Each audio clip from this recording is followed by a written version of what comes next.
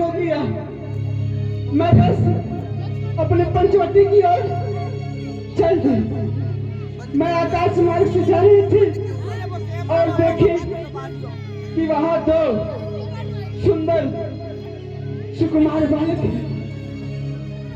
मैं वहां गई और उनसे उनका परिचय लिया तो पता चला कि अयोध्या के महाराज दशरथ के पुत्र राम और लक्ष्मण है भैया, और उनके साथ एक नारी थी। बस नारी के स्वभाव, बस मैं उस नारी से मित्रता करना चाहिए, उससे संगनी बनना चाहिए, किंतु इतने में उसका जो छोटा भाई था उसने मेरे साथ छल किया भैया, छल। अचानक उसने तलवार से अपने मेरे नाक पर प्रहार किया और मेरी नाक का निपात कर दिया भैया। धिक्कार है भैया, धिक्कार है। बस करो बहन। आपके बांध पर के लिए दुर्दशा हुई है भैया, ये दुर्दशा हुई है।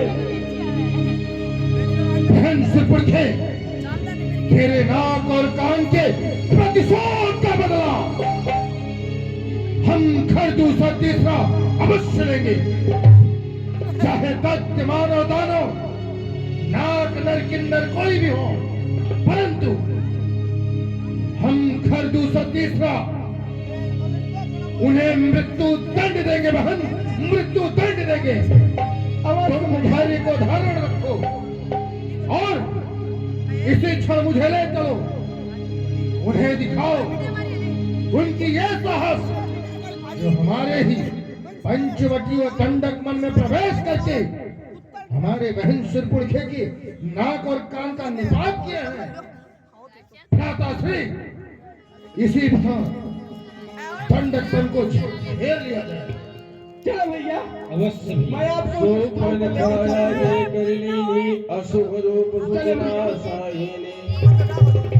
चलो भ्राताश्री, चलो भैया, मैं आपको स्थान तक असगुण होई जहाँ पर मैं ठहरे हुए हैं। असगुण सरकार, अशगुन हो गया सरकार, अशगुन हो गया।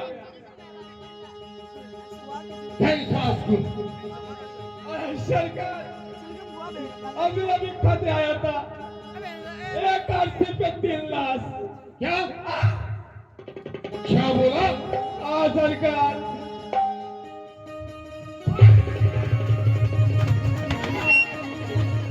चलो बहन, चले भैया, चले।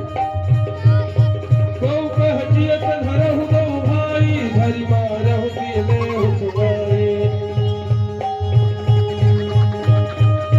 धूरि पूरि नभ मंडल राहा, राम बुलाई अनंत गाहा। आइए, मैं जानकी जाहु गिरकंदर, आवा निश्चर कटक भयंकर।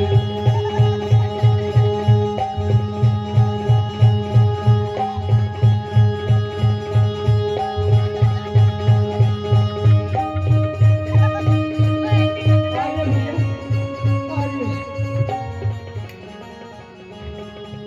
अनुज लक्ष्मण,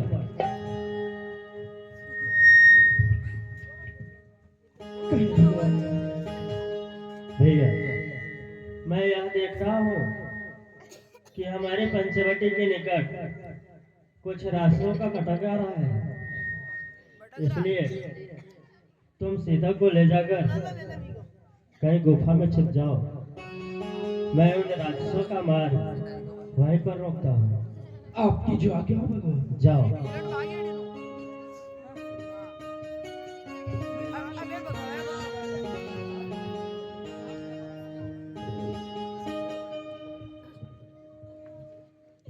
सचिव बोली बोले खरदूषण, यह कौन बालक नरभूषण।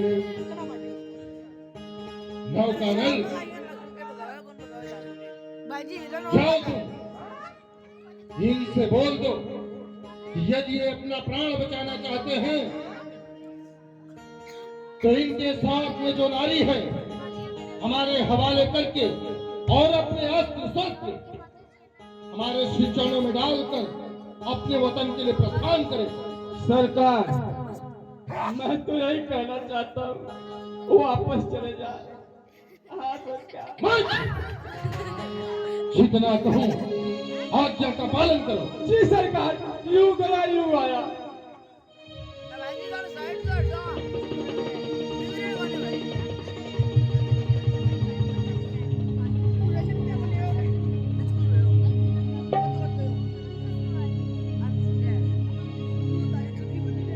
बड़े सुंदर है, इतने सुंदर है, देखने में ही मन मुक्त हो जा रहा है। पर महाराज का आदेश है, मैं दूत बन के आया हूँ। ये बताइए, क्या हमारे सुपुरखा फुआ का नाक आप ही काटे हैं? जी हाँ, मैंने ही काटा है। पर क्यों काटे? क्योंकि वह स्वयं अपने विवाह का प्रस्ताव लेकर आई थी, इसलिए। हाँ, परम उसकी क्या गलती थी? परम तुम कौन हो? हाँ, मैं इस दंडक वन का नौका नल हूँ, गुप्तचर। और हमारी बुआ रोती बिलखती हमारे महाराज के पास गई, खरदूषण तीसरा के पास, और खरदूषण तीसरा ने आपके पास संदेश भेजा है। संदेश यह है, आप अपनी नारी को हमारे महाराज जी के हवाले कर दीजिए और अपने अस्त्र और शस्त्र को महाराज के चरणों में डाल करके वापस चले जाओ। इसी में आपका भलाई है। परंतु ऐसा नहीं होगा। हाँ, हमें अपने प्राणों का कोई मोह नहीं है। यानी युद्ध होगा। मेरे सम्मुख सुन, काल भी आए तो हम उससे पीछे नहीं हटते। जाकर अपने महाराज सरकार से बोल दो, हम क्षत्रिय हैं और हमारा धर्म है। तुम्हारे जैसे महाराज सरकार को हम इन वनों में मृगों की तरह ढूंढ ढूंढ कर मारते हैं। हाँ? जाकर बोल दो। मृगों की तरह? नहीं, ऐसा नहीं होगा। महाराज जय शंकर। जय शंकर बहादुर, जय शंकर। आपके आज्ञा अनुसार उनके पास गया है। मुझे देखा ना, ऐसे थर थर फिर क्या हुआ? कांपने लगे। फिर मैं बोला डरो मत, अरे तुम इंसान हो, हम भी इंसान हैं। परंतु सरकार, जब उनकी नारी का नाम लिया ना, वो क्या बोला, तुम्हारे जैसे सरकार को ना इस जंगलों में मृगों की तरह ढूंढ ढूंढ के। परंतु तूने क्या किया? वहां पर सबको वापस चला आया। नहीं नहीं सरकार, मैं तो युद्ध के लिए ललकारा, परंतु वो। ठहरो, मैं उन्हें अभी मृत्यु दंड देता हूँ। ठीक है सरकार, जाइए।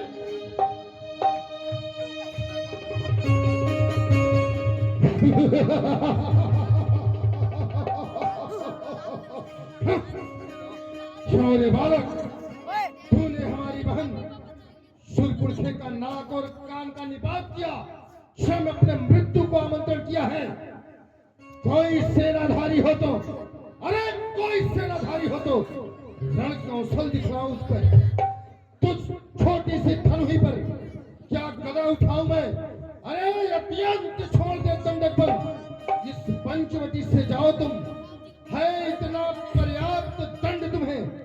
अपनी नारी दे जाओ तुम, तुम्हारे लिए इतना ही पर्याप्त दंड है कि अपनी नारी हमारे हवाले करके और अपने वतन के लिए प्रस्थान करो, अन्यथा तुम्हें मृत्यु दंड देंगे। अबस सावधान हो जाओ। सावधान हो जाओ।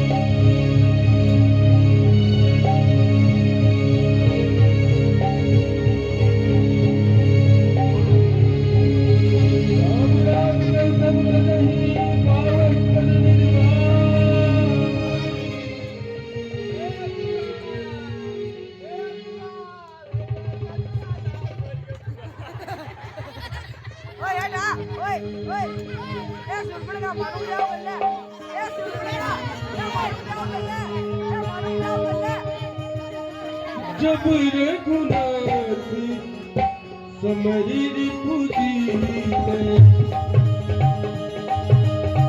सुर नर मुनि सबके भई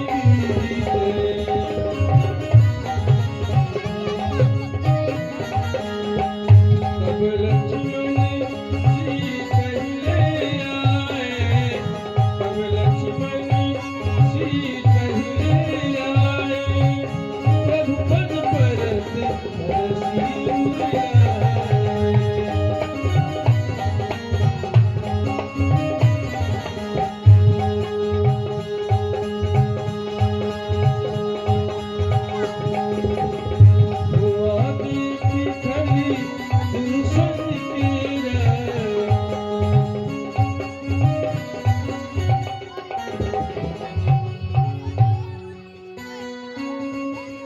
जो बोएगा वही पाएगा तेरा पिया आगे आएगा सुख दुख है क्या हल कर्मों का वैसी करनी वैसी भरनी वैसी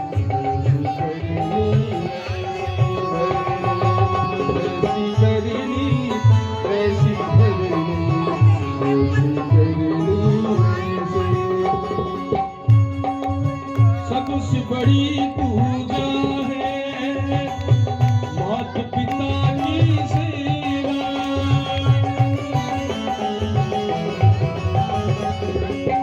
सबसे बड़ी पूजा है माता पिता की सेवा किस्मत वालों को ही मिलता है ये मौका